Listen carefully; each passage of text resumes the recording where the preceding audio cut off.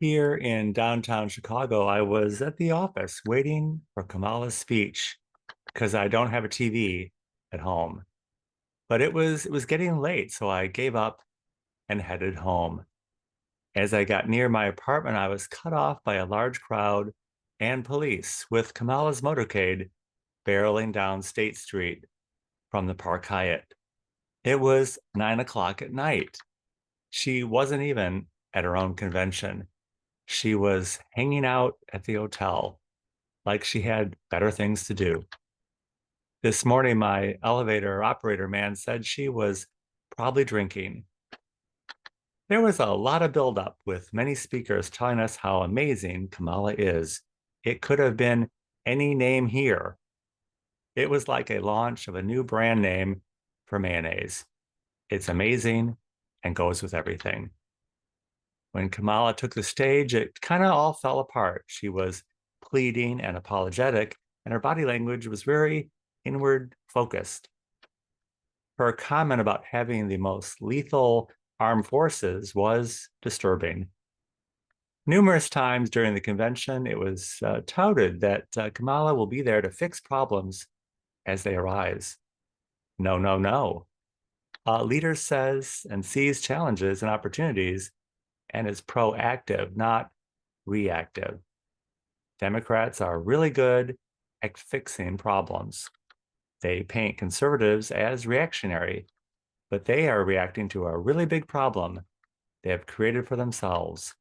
And the problem, it's not mayonnaise, it's Kamala. Welcome. Welcome to Conservative Coffee Hour. I'm Stanley Smith. We've been here, done that. We've all been in the storyline for a long time. Problem, problem, problem, and then how government is going to fix it all. The conversation has become an argument about how to fix it instead of getting government out of our lives. This is why we have people like Adam Kinzinger speaking on behalf of Democrats and Robert F. Kennedy speaking now on behalf of President Trump. It's about having a conversation or an argument. At the convention, Barack Obama said we need to see government as the answer. This was helpful and informative.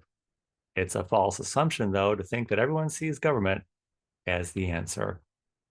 There was a lot of messaging about abortion and women's right to abort a fetus that has 3 arms and 12 toes, or a pregnancy that's going to end in a miscarriage, or carrying your parents' baby or uncle's baby.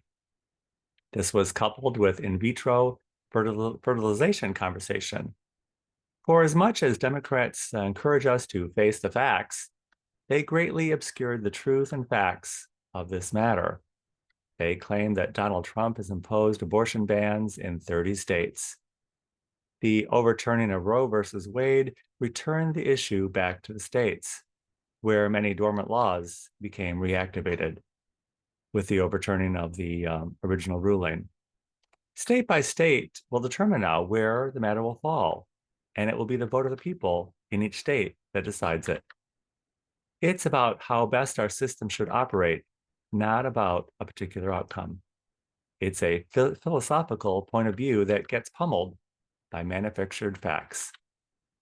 We can't even have a conversation about it. Where's the freedom in that?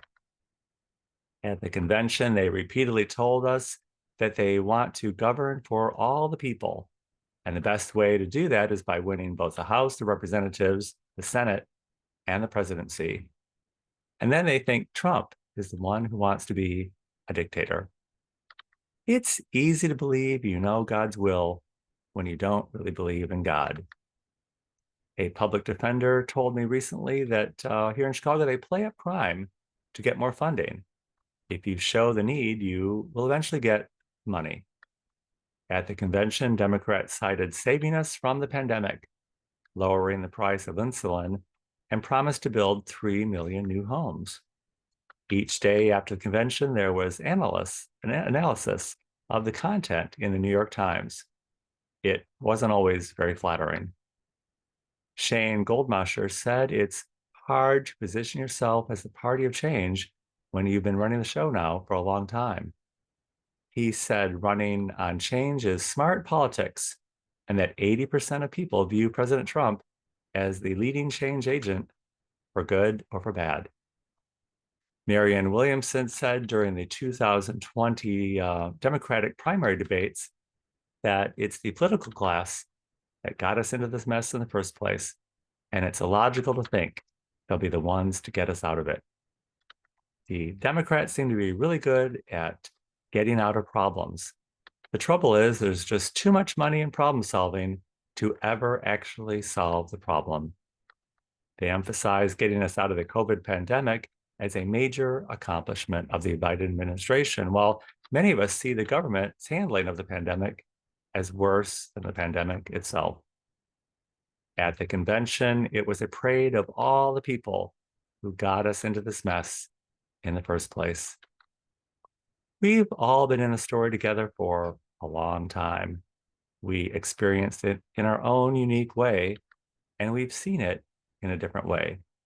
But now is the time to exit this timeline. We've lived this story. Take what you need out of the story and move on. It wasn't our imagination. It was all a nightmare. Let's move on and vote for leadership over someone who is really good at getting out of her chair to address a problem when a problem pops up or is created. She can stay at the hotel bar as long as she wants. The rest of us are ready to head home.